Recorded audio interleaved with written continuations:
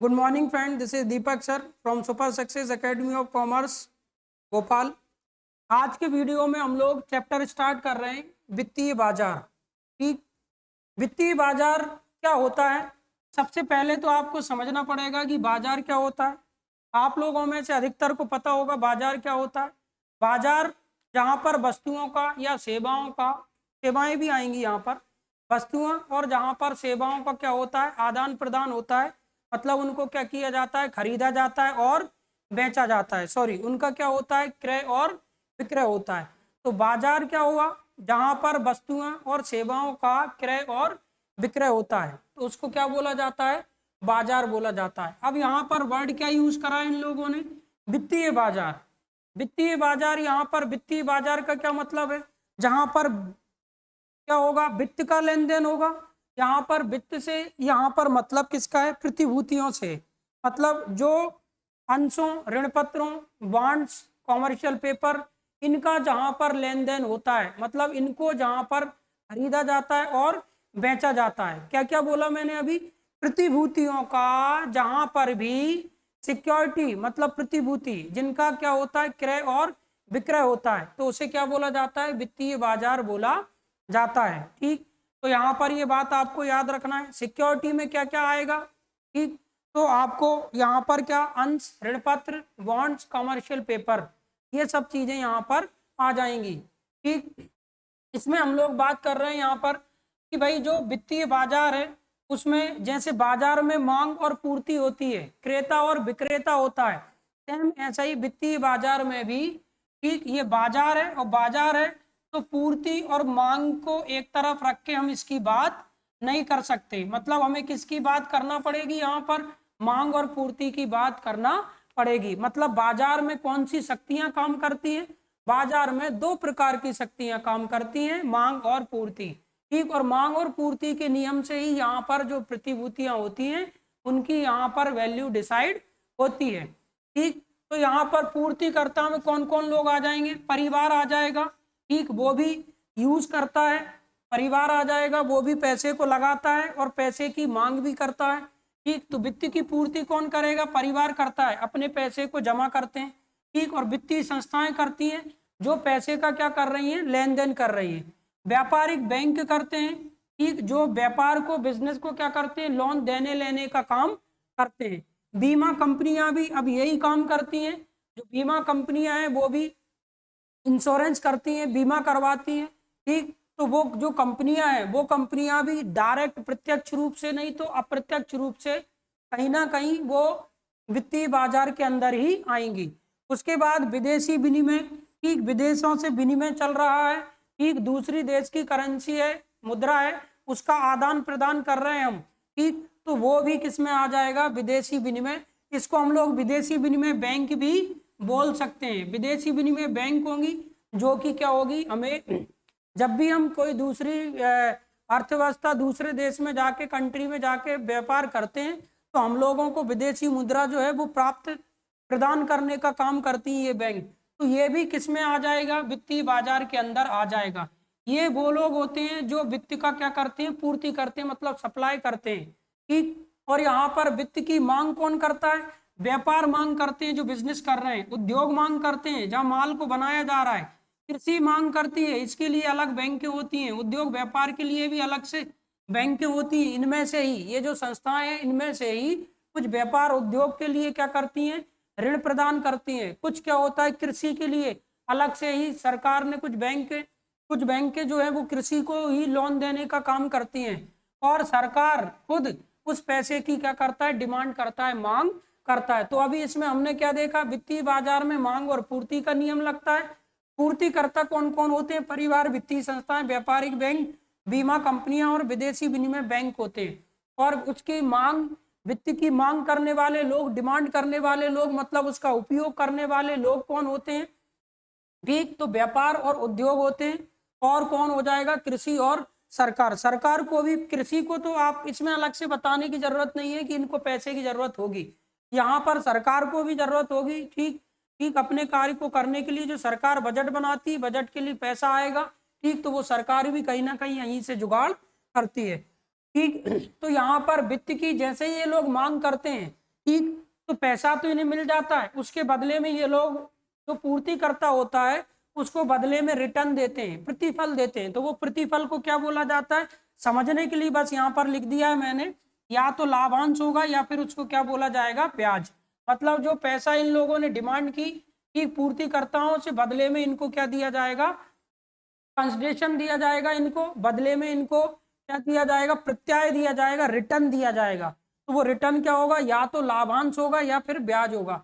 ठीक, तो ये बात आपको याद रखना है। इन लोगों ने पैसा दिया। अब हम लोग इस साइड बात कर लेते हैं वित्तीय बाजार है क्या। ठीक, ये तो हम लोगों ने पढ़ लिया है कि वित्तीय बाजार में क्या क्या होता है। वित्तीय बाजार क्या है, वित्तीय बाजार से तात्पर्य उस बाजार से है जो वित्तीय संपत्तियां, कौन सी संपत्तियां, वित्तीय संपत्ति, जैसे अंश और ऋण पत्र, बॉन्ड्स, कमर्शियल पेपर, इनका क्या होता है, जहां पर लेन देन होता है। अब देखो व्यापार में हम लोग वस्तुओं का लेन देन करते हैं, ठीक, और ये वित्तीय बाजार है, तो यहाँ पर हम लोग वस्तुओं की जगह किसका, प्रतिभूतियों का लेन देन करेंगे, मतलब खरीदेंगे और बेचेंगे, बेचते हैं। अंश और ऋण पत्रों का यहाँ पर क्या होता है, विनिमय किया जाता है। वित्तीय बाजार जो है, वित्तीय बाजार एक संस्था या एक ऐसी व्यवस्था है जो वित्तीय संपत्तियों, जैसे कौन कौन सी संपत्तियां होंगी, जमा और ऋण पत्र या सरकारी प्रतिभूतियां, चेक या बिल, इन सबको क्या किया जाएगा, इनका लेन देन किया जाएगा। लेन देन मतलब इनको क्या किया जाएगा, खरीदा जाएगा एवं इनको क्या किया जाएगा, बेचा जाएगा। ठीक, खरीदने और बेचने की सुविधा प्रदान करता है। कौन प्रदान करता है, वित्तीय बाजार। मतलब वित्तीय बाजार क्या है, वित्तीय बाजार एक ऐसा प्लेटफॉर्म है जहां पर जो प्रतिभूतियां होती हैं, प्रतिभूति में क्या क्या आएगा, मैं फिर बार बार बोल रहा हूं, क्या क्या आएगा, अंश, ऋण पत्र, कमर्शियल पेपर, बिल वगैरह आएंगे। इनको हम लोग डिटेल में देखेंगे, इसमें आ गई। ठीक, उसके बाद इन्हीं का ही यहाँ पर क्या होता है, लेन देन होता है। जैसे बाजार में लेन देन होगा तो वस्तुएं चाहिए, कुछ सेवाएं चाहिए। ठीक, तो वस्तुओं और सेवाओं का आदान प्रदान होता है, तो उसे हम बाजार बोलते हैं। वित्तीय बाजार में क्या होगा, प्रतिभूतियों का लेन देन होता है यहाँ पर। ठीक, और पूर्तिकर्ता कौन होते हैं, इन प्रतिभूतियों की सप्लाई करने वाले कौन होते हैं, ये लोग होते हैं। परिवार, वित्तीय संस्थाएं, व्यापारिक बैंक, विनिमय बीमा कंपनियां, विदेशी विनिमय बैंक, और इसकी डिमांड करने वाले, मांग करने वाले कौन लोग होते हैं, यूज करने वाले हम जैसे लोग भी होते हैं, जनरल पब्लिक भी होती है। ठीक, और व्यापार भी होता है, भले यहाँ लिखा नहीं है, जनरल पब्लिक भी आ जाएगी, व्यापार होगा, उद्योग होगा, कृषि होगी, और सरकार भी यहाँ पर आ जाएगा। ठीक, अब हम लोगों ने क्या देखा यहाँ पर, वित्तीय बाजार से तात्पर्य उस बाजार से जो संपत्तियों की जगह हम लोग यहाँ पर प्रतिभूति भी आप लोग लिख सकते हो, जहां पर प्रतिभूति का लेन देन होगा। प्रतिभूति मतलब सर क्या, प्रतिभूति मतलब अंश होगा, ऋण पत्र होंगे, ठीक, बॉन्ड्स वगैरह हो जाएंगे, कमर्शियल पेपर या बिल वगैरह हो जाएंगे जो यहाँ पर दिए हुए हैं। तो सरकारी प्रतिभूतियां, चेक, बिल, ठीक, इनका क्या होता है, यहाँ पर लेन देन होता है। मतलब सर लेन देन मतलब खरीदा और बेचा जाता है। वित्तीय बाजारों में जो दलाल होते हैं, वित्तीय बाजार में दलाल, बैंक, गैर बैंक वित्तीय संस्थाएं, मर्चेंट और म्यूचुअल फंड्स और केंद्रीय बैंक, ये सारे लोग जो होते हैं वो एक कड़ी का कार्य करते हैं। मतलब आप समझ रहे हो क्या है, पूर्ति करता है, और यहाँ पर कौन है, ये मांग करने वाले लोग हैं। यहाँ पर सप्लाई करने वाले लोग ये हैं, ये जो क्या करेंगे, यहाँ पर अंश, ऋण पत्र, प्रतिभूतियों का क्या करेंगे, सप्लाई करेंगे, पूर्ति करेंगे। और यहाँ पर उसका उपयोग कौन करेगा, मांग करने वाले, डिमांड करने वाले कौन होंगे, हम तुम जैसे लोग होंगे। व्यापार, उद्योग होगा, कृषि होगी, और सरकार भी होगी, उसको भी पैसे की जरूरत पड़ेगी। सरकार के पास भी आसमान से नहीं टपकेगा पैसा। तो ये बातें आपको याद रखना है। यहाँ पर ये जो दिया हुआ है, ये वो लोग होते हैं जो इनके बीच में ही या तो कड़ी का कार्य करते, या फिर ये लोग किसका कार्य करते हैं, पूर्ति का कार्य करते हैं। वित्तीय बाजारों को दलाल, बैंक, वित्तीय संस्थाएं, मर्चेंट बैंक होता है, ठीक, और म्यूचुअल फंड्स जो, और केंद्रीय बैंक। अब म्यूचुअल फंड भी होता है, यहाँ पर मर्चेंट समझ में आ गया होगा।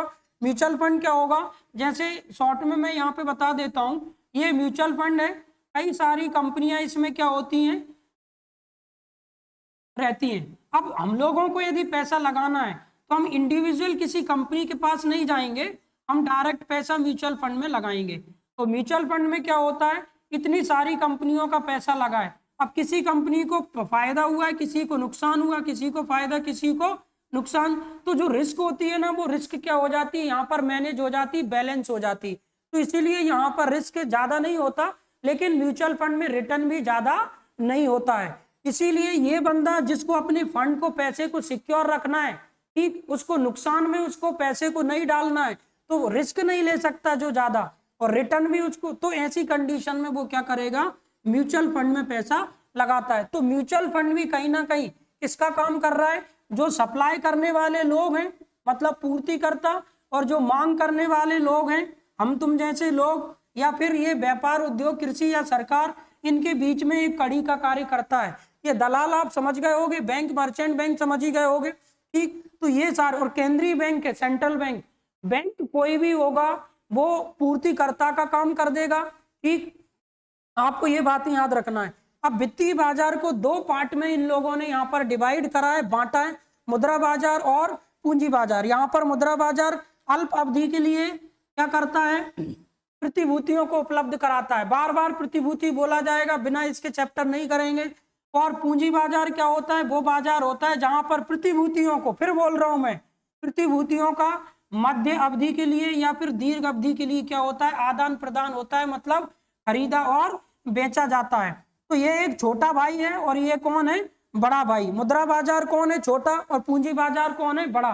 नेक्स्ट वीडियो में इसका डिफरेंस देखेंगे अपन अच्छे से, ठीक। इंपॉर्टेंट क्वेश्चन भी है। मुद्रा बाजार में अभी याद रख लो, ये अल्पकाल के लिए होता है। सर अल्पकाल बोले तो 1 साल, ठीक। और पूंजी बाजार क्या होता है, जो 1 साल से ज्यादा के लिए प्रतिभूति का लेन देन करता है, मतलब उसको खरीदता और बेचता है, उसको हम लोग क्या बोलते हैं, पूंजी बाजार। हम इसको मध्य अवधि या दीर्घ अवधि भी बोलते हैं, ठीक। अब पूंजी बाजार के ही दो टुकड़े होते हैं। यहाँ पर वित्तीय बाजार एक दद्दू है, तो इसके दो बेटे कौन हो गए, मुद्रा बाजार और पूंजी बाजार। अब पूंजी बाजार के जो ये दद्दू के दो बेटे थे, इस बेटे का कोई बेटा नहीं, ये जो बेटा था इसके दो बेटे। कौन सा था, प्राथमिक बाजार, और दूसरा कौन सा है, द्वितीयक बाजार। सर प्राथमिक बाजार क्या होता है, बड़ा आसान है भाई। प्राथमिक बाजार ऐसा बाजार होता है जहां पर प्रतिभूतियों को, मतलब अंश को, समतांश, पूर्वाधिकार अंश। अब ये बताने की जरूरत नहीं है, समतांश अकाउंट में पढ़ा होगा। समतांश क्या होता है, ठीक, पूर्वाधिकार अंश क्या होता है, और ऋण पत्र क्या होते हैं, ठीक। तो समतांश, पूर्वाधिकार अंश और ऋण पत्रों को जहां पर पहली बार मार्केट में, बाजार में निर्गमित करा जाता है, इशू करा जाता है, तो उसको क्या बोला जाता है, प्राथमिक बाजार बोला जाता है। इसका एक नाम और भी है, ये प्राइमरी मार्केट भी है। ये इसको हम क्या बोलते हैं, प्राइमरी मार्केट भी हम लोग इसको बोलते हैं। मतलब सर क्या है, मतलब ऐसा बाजार जहां पर प्रतिभूतियों को पहली बार, फर्स्ट टाइम आपने इशू किया है मार्केट में, तो उसे हम लोग क्या बोलेंगे, प्राथमिक बाजार बोलेंगे। अब किसी को समझ में नहीं आए समता पूर्वाधिकार अंश, तो मैं शॉर्ट में बता देता हूं। समता अंशधारी जो होते हैं वो कंपनी के मालिक होते हैं, ओनर होते हैं। पूर्वाधिकार अंशधारी, समता अंश और पूर्वाधिकार अंश में यह अंतर है कि समता अंशधारी जो होता है उसमें रिस्क ज्यादा होती है कि नहीं, और इसका पैसा कंपनी के जीवन काल में हो सकता है कभी ना लौटाया जाए, जब कंपनी खत्म होगी तब मिलेगा तो मिलेगा, नहीं तो नहीं मिलेगा। रिस्क बहुत होती है, लेकिन इन भाई साहब की रिटर्न भी बहुत ज्यादा होता है, ठीक। और पूर्वाधिकार, नाम से ही काम हो रहा है, पूर्व अधिकार, मतलब इसको बाकी अंशों में पहले अधिकार मिलता है। जब पैसा लौटाने की बारी आती है तो अंशों में इन्हीं भाई साहब को सबसे पहले पैसा मिलता है। मतलब लाइन लगेगी पैसा लेने के लिए, कटोरा लेके सबसे पहले खड़े कौन होंगे, पूर्वाधिकार अंशधारी होते हैं। ये बात याद रखना, अंशों में बात कर रहा हूं मैं, याद रखना। तो समतांश, पूर्वाधिकार अंश और ऋण पत्र ये बोले हम, या फिर हम इनको कंबाइन क्या बोले, प्रतिभूति बोले। क्या बोले, प्रतिभूति। इनको जब पहली बार मार्केट में इशू किया जाता है तो हम लोग उसे क्या बोलते हैं, प्राथमिक बाजार बोलते हैं। क्या बोलते हैं, प्राथमिक बाजार। लेकिन इन्हीं प्रतिभूतियों को जब दोबारा मार्केट में इशू कर दिया जाता है, री इशू कर दिया जाता है, सॉरी, पुनर्निर्गमन, मतलब पुनर् मतलब फिर से, निर्गमन मतलब इशू, पब्लिक तक भेज दिया जाता है, बेच दिया जाता है, तो उसे क्या बोला जाता है, यहाँ पर द्वितीयक बाजार बोला जाता है। तो ये बातें आपको याद रखना है। बाजार के कितने टुकड़े कर दिए, वित्त बाजार के दो, मुद्रा बाजार और पूंजी बाजार। छोटा भाई कौन, मुद्रा बाजार, बड़ा भाई कौन, पूंजी बाजार। अल्प अवधि के लिए कौन सा, मुद्रा बाजार, और दीर्घ अवधि या मध्य अवधि के लिए कौन सा, पूंजी बाजार। अल्प अवधि मतलब 1 साल, दीर्घ अवधि मतलब 1 साल से ज्यादा। और जब हम पूंजी बाजार के टुकड़े करेंगे, इसके दो बेटे थे, फिर प्राथमिक बाजार और द्वितीयक बाजार। प्राथमिक बाजार ऐसा बाजार जिसमें समतंत्र पूर्वाधिकांश ऋण पत्रों को, प्रतिभूतियों को पहली बार मार्केट में इशू किया जाता है, फर्स्ट हम लोग प्राथमिक बाजार बोलते हैं। जिनको इन्हीं पहले से ही इशू करी जा चुकी हैं प्रतिभूतियां, उनको दोबारा मार्केट में इशू कर दिया जाता है, तो उसे द्वितीयक बाजार बोलते हैं। इसका एक एग्जाम्पल मैं बता दे रहा हूं आपको, स्कंद विपणी इसका एग्जाम्पल है। क्या है? स्कंद विपणी। सर ये विपणी क्या है सर? स्कंद विपणी मतलब स्टॉक एक्सचेंज होता है। क्या होता है? Stock exchange. Sir stock exchange एक मार्क्स में एग्जाम में आ जाता है क्वेश्चन। सर स्टॉक एक्सचेंज किसका एग्जाम्पल है, कौन से मार्केट का? तो स्टॉक एक्सचेंज द्वितीयक बाजार है, सेकेंडरी मार्केट है। मतलब इसमें स्टॉक एक्सचेंज में वो प्रतिभूतियों को बेचा खरीदा जाता है जो पहले से ही एक बार मार्केट में क्या हो चुकी है, री इशू हो चुकी है, उनका बाद में री इशू किया जाता है, ठीक, दूसरी बार। अब हम लोग इधर बात कर लेते हैं जो वित्तीय बाजार है उसके कार्य क्या है, ये बाजार करता क्या है, ठीक। तो बाजार बचतों को गति प्रदान करता है, ठीक। मतलब जो लोग पैसा मार्केट में लगाते हैं, ठीक, उस पैसे को ये क्या करता है, गति देता है। कैसे गति देगा? ज्यादा से ज्यादा उसको ये पैसा कमा के देगा, तो ज्यादा से ज्यादा लोग अभिप्रेरित होंगे व्यापार में, व्यापार ज्यादा से ज्यादा लोग अभिप्रेरित होंगे अपनी बचतों को जमा करने में, ठीक। जो पैसा बचा के रखा है उन लोगों ने, उसको विनियोग करने में ज्यादा से ज्यादा लोग अभिप्रेरित होंगे, ठीक। और ये बाजार क्या करता है, उसको गति प्रदान करता है। बाजार एक प्लेटफॉर्म प्रोवाइड करा देता है, उपलब्ध करा देता है, किसको? ताकि हम वहां पर जाके अपनी बचतों को क्या कर पाए, जमा। और मूल्य खोज में सहायक। सर मूल्य खोज क्या है? मूल्य खोज को हम एक तरीके से बोल सकते हैं, इसका प्राइस डिसाइड होता है। जैसे वस्तुओं का ये मार्कर है, इसका क्या रेट हुआ, सर इसका मान लो 50 रुपए हुआ। कैसे डिसाइड हो गया? मांग पूर्ति के नियम से डिवाइड, कितने का बना, ये सब कुछ लगा के मांग पूर्ति के नियम से ये डिसाइड हो गया, ठीक। तो ये मूल्य को डिसाइड करना है, निर्धारित करना है, तो हमें वो काम कौन करके देगा? बाजार। क्योंकि बाजार में पूर्ति और मांग का नियम लगता है। और आपने इको में पढ़ा होगा, नहीं पढ़ा है तो पढ़ोगे, जहां पर क्या होता है, मांग और पूर्ति का जो पॉइंट होता है क्रॉस करता है, वहीं पर जो प्रोडक्ट होता है उसकी क्या होती है, वैल्यू डिसाइड होती है, प्राइस डिसाइड होता है। तो जहां पर ये दोनों पॉइंट इंटरसेक्ट करते हैं, आप इको में पढ़ोगे, नहीं भी पढ़ो, जब पढ़ोगे तब ये दिमाग में क्लिक कर जाएगा। मूल्य निर्धारित कब होता है? काय का मूल्य निर्धारित? यहाँ वस्तु की बात नहीं चल रही, यहाँ अंश ऋण पत्र की बात चल रही है, कॉमर्शियल पेपर बिल की बात चल रही। इनकी वैल्यू कैसे डिसाइड होती है? तो मांग पूर्ति की शक्तियां लगती हैं, ये दोनों पॉइंट को इंटरसेक्ट करती हैं यहाँ पर, और उसी पॉइंट पर ही यहाँ पर क्या होता है, वस्तु का मूल्य निर्धारित होता है, ठीक। तो ये बातें आपको याद रखना है। तो ये काम करता कौन है? अरे भाई बाजार करता है। क्यों करता है? बाजार में ही मांग और पूर्ति की शक्तियां होती हैं, और ये वो चमत्कार है जिससे किसी भी वस्तु का मूल्य निर्धारित हो जाता है, या सेवा का। मैं सर्विस दे रहा हूँ, ठीक, तो उसका भी वैल्यू तो डिसाइड है ना, कितना पैसा लूंगा। सेम वैसा का वैसा ही सिस्टम किसने डिसाइड करा? मांग पूर्ति की शक्तियां होती हैं, वो काम करती हैं, उनने डिसाइड, उन शक्तियों ने डिसाइड करा है, यहाँ पे निर्धारित करा है। सेम ऐसा ही प्रतिभूतियों का मूल्य निर्धारित कौन करेगा? बाजार के अंदर यदि ये है तो मांग पूर्ति के नियम ही काम करते हैं, यहाँ पर शक्तियां लगती। वित्तीय संपत्तियों में तरलता लाना। तरलता बड़े काम का शब्द है। तरलता एक तरीके से बिजनेस के अंदर हम इसको क्या मतलब लेते हैं, कैश, या फिर हम लोग इसको क्या मतलब लेते हैं, बैंक। मतलब वित्तीय संपत्ति, ये जो बाजार है ना, ये एक हमारे लिए तरलता प्रदान करता है, केवल बिजनेस को ही, उद्योग को नहीं। एक जनरल पब्लिक होती है, जन सामान्य को यदि पैसे की जरूरत है तो वो इस मार्केट में जो बैंकें होती हैं उनका सपोर्ट ले सकता है, क्योंकि बैंकों के पास और इस मार्केट के पास काफी मात्रा में तरलता पाई जाती, मतलब कैश पाया जाता है, तो वहां से हम लोगों को सपोर्ट मिल जाता है। इसमें तरलता का मतलब कैश भी है, और ऐसे कोई भी इंस्ट्रूमेंट जो बड़े कम टाइम के अंदर कैश में कन्वर्ट हो सकते हैं, तो वो भी इसी के अंदर आ सकते हैं। कैश और कैश इक्विवेलेंट, ये याद रखना।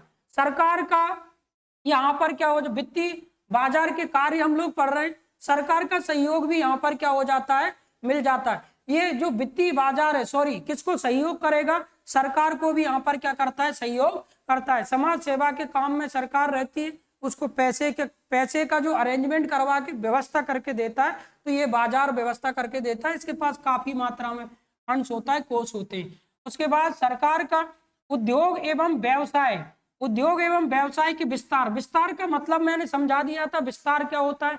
विस्तार क्या होता है? जब व्यापार को आप क्या करते हो, बढ़ाते हो, तो हम लोग उसको विस्तार बोलते हैं। विकास और विस्तार में अंतर होता है, इन शब्दों में कंसेप्ट है। जो विस्तार होता है वो क्या होता है? जब एक ही बिजनेस को हूबहू दूसरा बिजनेस हम लोग कर देते हैं तो विस्तार। और विकास क्या होता है? जब उसी बिजनेस को हम लोग डेवलप करते चले जाते हैं, ठीक, तो उसे हम लोग क्या बोलते हैं यहाँ पर? विकास। और विस्तार क्या होगा? जब ऐसा का ऐसा ही और भी बिजनेस जनरेट करने लग जाते हैं तो हम लोग क्या बोलते हैं? विस्तार। तो विस्तार जब हमें करना है व्यापार का और उद्योग का, तो हमें सबसे पहली फुर्सत में पैसे की जरूरत होती है। और वो हमारी आवश्यकता की पूर्ति कौन करता है?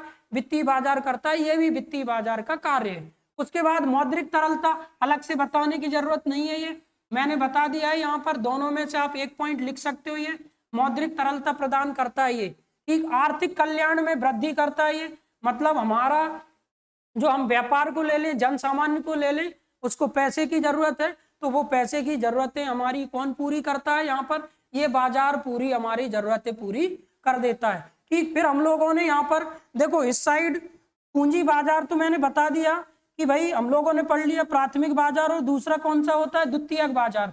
लेकिन मुद्रा जो बाजार था उसको हमने नहीं पढ़ा। मुद्रा बाजार को मैं यहाँ की जगह स्पेस नहीं है, इधर बता रहा हूँ मुद्रा बाजार में क्या क्या आता है।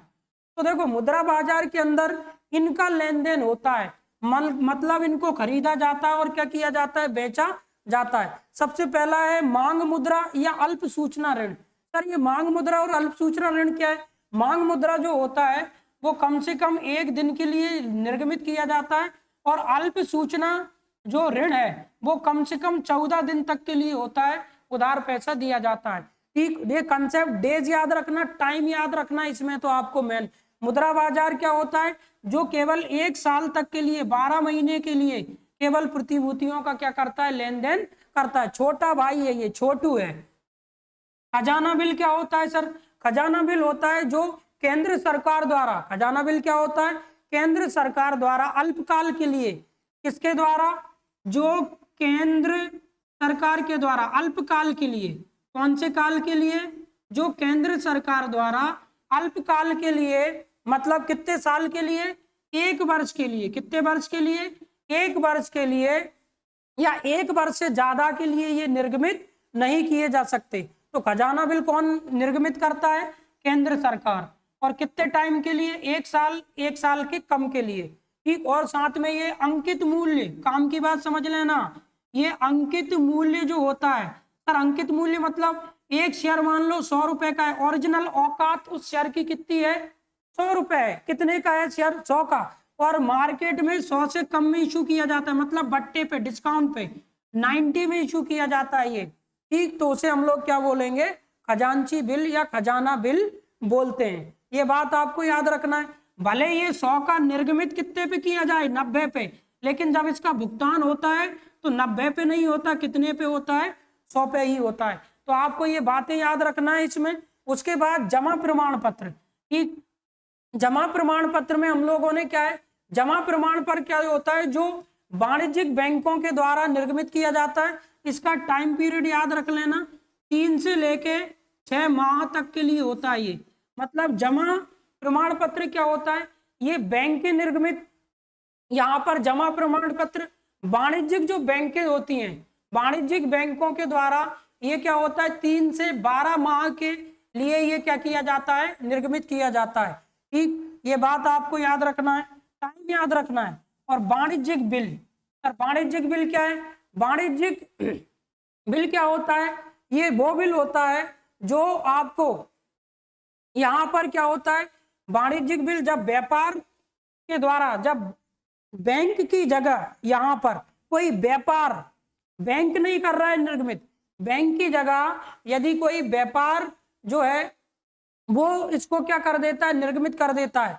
तो यहाँ से थोड़ी सी मुझसे गलती हुई, ये इसमें जो जमा प्रमाण पत्र है 3 से 12 माह लिख देना इसमें, ठीक। और इसके बाद जो वाणिज्यिक बिल है उसमें कितना लिखोगे? इसमें टाइम लिख लेना, 3 से लेके 6 माह। सर ये कब होता है? देखो जब कोई वाणिज्यिक बिल कब होता है? जब कोई बैंक निर्गमित नहीं करती, ठीक। बैंक की जगह हम लोग किसी व्यापार से जो है क्या कर सकते हैं, यहाँ व्यापारिक बिल भी इसको बोलते हैं। 3 से 6 माह के लिए पैसा आप ले सकते हो, तो जो बिल उसके लिए बिल निर्गमित किया जाता है तो उसे क्या बोला जाता है, यहाँ पर वाणिज्यिक बिल बोला जाता है। फिर से मैं रिपीट कर रहा हूं यदि कंफ्यूजन हुआ हो इसमें, तो मांग मुद्रा या अल्प सूचना ऋण पत्र क्या होता है, ये मांग मुद्रा जो होता है 1 दिन के लिए होता है, और अल्प सूचना ऋण जो है 14 दिन तक के लिए बिना कोई जमानत के पैसा दिया जाता है। ठीक, सॉरी, बिना किसी जमानत के ये निर्गमित किए जाते हैं। खजाना बिल क्या होता है, केंद्र सरकार निर्गमित करती है, अल्पकाल के लिए निर्गमित होता है, मतलब 1 वर्ष के अंदर अंदर के लिए, इससे ज्यादा हो नहीं सकता, और अंकित मूल्य से कम पर निर्गमित किया जाता है। ये याद रखना है, मतलब सर बट्टे पर हाँ, लेकिन इसका भुगतान जो किया जाता है वो अंकित मूल्य पर ही होता है, मतलब कितने पर होता है, 100 पर ही होता है। ठीक,